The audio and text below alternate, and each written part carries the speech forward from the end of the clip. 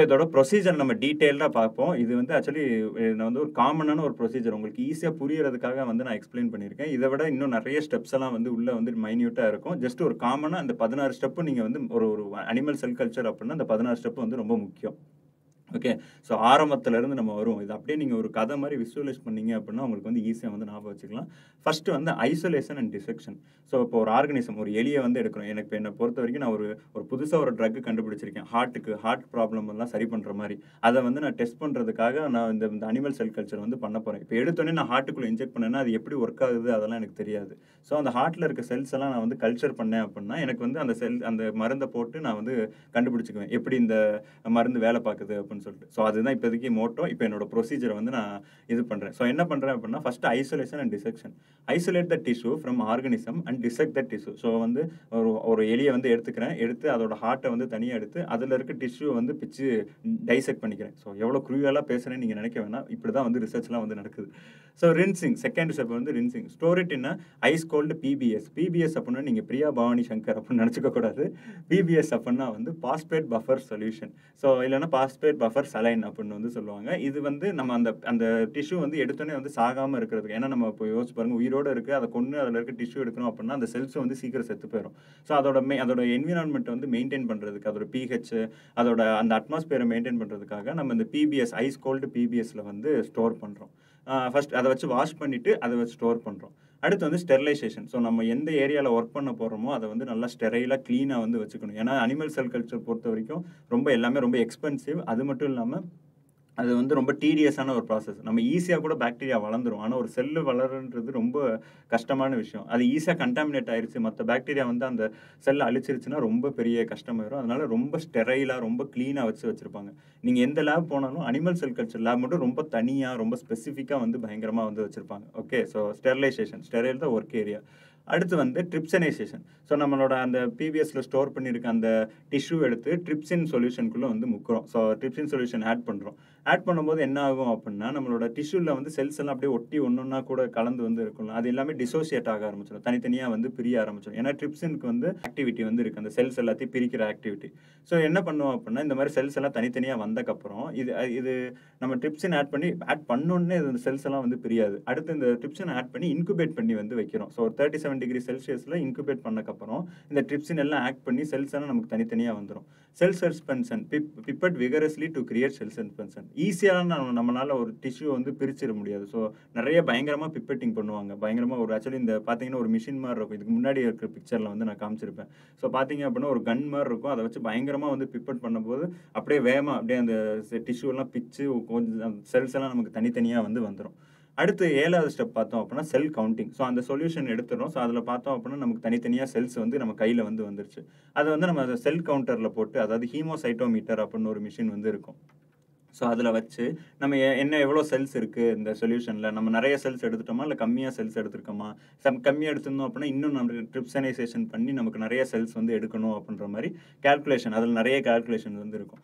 So அந்த செல்ஸ வந்து counting பண்றோம். கவுண்டிங் பண்ணக்கப்புறம் என்ன பண்றோம் அப்டின்னா, தனியா எடுத்த செல்ஸ திரும்பி நம்ம பிபிஎஸ் ஆல வாஷ் பண்றோம். என்னப்பா திருப்பி திருப்பி எதுக்கு வாஷ் பண்றோம் அப்டின்னா, இந்த ட்ரிப்சின் வந்து ஒரு டாக்ஸிக்கான ஒரு மெட்டீரியல். ஸோ இந்த ரொம்ப நேரம் அதிலேயே அந்த ட்ரிப்சின்ல வச்சிருந்தோம் அப்டின்னா, அந்த செல் எல்லாத்தையும் அதுவே வந்து அழிச்சிரும். ஸோ அதனால இந்த ட்ரிப்சின் எல்லாத்தையும் ரிமூவ் பண்றதுக்காக திரும்பி நம்ம பிபிஎஸ்ல வச்சு குளிப்பாட்டுறோம் செல்ஸ. ஓகே. ஸோ அப்படியே வந்து குளிப்பாட்டிட்டு சென்ட்ரிஃபியூகேஷன் வந்து பண்றோம். ஸோ சென்ட்ரிஃபியூஜ் பண்ணும்போது என்ன ஆகும் அப்டின்னா, செல்ஸ் எல்லாம் நெறைய வெயிட்டா இருக்கனால, அதெல்லாம் கீழ வந்து ஒரு பெல்லட்டா வந்து ஃபார்ம் ஆயிரும். நம்ம ட்ரிப்சின் மத்த சொல்யூஷன் எல்லாமே வந்து மேல சூப்பர் நட்டன்ட் அந்த தண்ணியா வந்து மேல வந்து தங்கிரும்.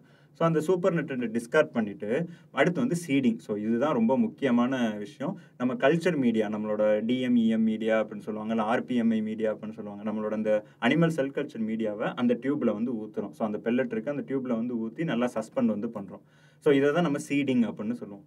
அடுத்து பிளேட்டிங். ஸோ இந்த நம்மளோட இந்த அந்த சொல்யூஷன் நம்ம செல்லுல நம்ம மீடியா கலந்த அந்த செல்ஸ வந்து நம்மளோட டீ ஃபிளாஸ்க்கு வந்து ட்ரான்ஸ்ஃபர் பண்றோம். அத வந்து நம்ம பிளேட்டிங்ன்னு சொல்றோம். இதத்தான் பிரைமரி செல் கல்ச்சர் அப்டின்னு சொல்றோம்.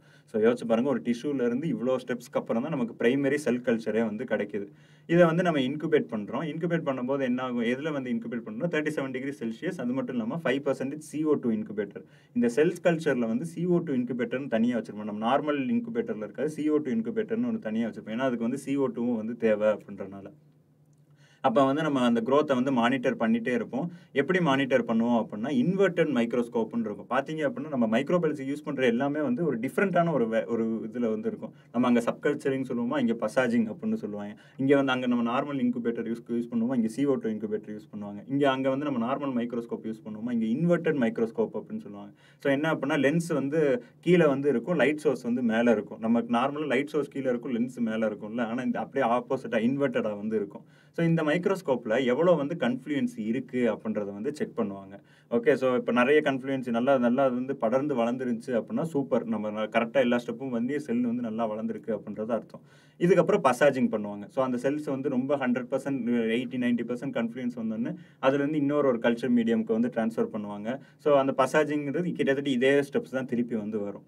அத வந்து நம்ம செல் லைன் அப்படின்னு நம்ம சொல்லுவோம். ஸோ நான் முன்னாடியே சொல்லியிருந்தேன். பிரைமரி செல் கல்ச்சர்லேருந்து நமக்கு செல் லைன் வந்து இது பண்ணுவாங்க. ஸோ அதுக்கப்புறம் அது செகண்டரி செல் லைன், டெர்ஷரி செல் லைன் இந்த மாரி வந்து பசாஜிங் பண்ணிட்டே இருப்பாங்க. அதில குறிப்பிட்ட சில செல்ஸ மட்டும் எடுத்துக்குவாங்க. எடுத்து அதில நமக்கு ஏதாவது ஜெனடிக்கலா மாடிஃபை பண்ணணுமோ, இல்லன்னா நமக்கு தேவையான ஒரு ஒரு செல் மட்டும் கரெக்ட்டா வந்து கிடைக்குது அப்படின்னா, அத மட்டும் சூஸ் பண்ணி திரும்பி வந்து அத கல்ச்சர் பண்ணுவாங்க. ஐ மீன் பசாஜிங் பண்ணுவாங்க. அத நம்ம செல் ஸ்ட்ரெயின் அப்படின்னு சொல்லுவோம். So selection.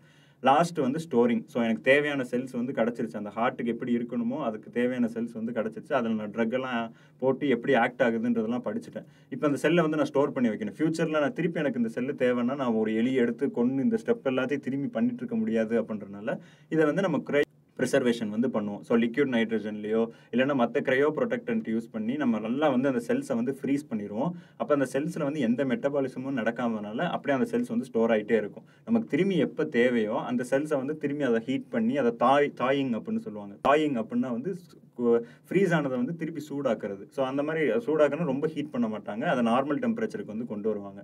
அந்த மாரி கொண்டு வந்து நம்மளோட திரும்பி அந்த எக்ஸ்பெரிமென்ட் எல்லாத்தையும் வந்து பண்ணிக்குவாங்க. ஸோ இதுதான் அனிமல் செல் கல்ச்சரோட ஓவர்வியூ ப்ரொசீஜர். யப்பா! எவ்வளோ பெருசு. ஸோ இந்த 16 ஸ்டெப் தான் ஈஸி தான். ஓகே.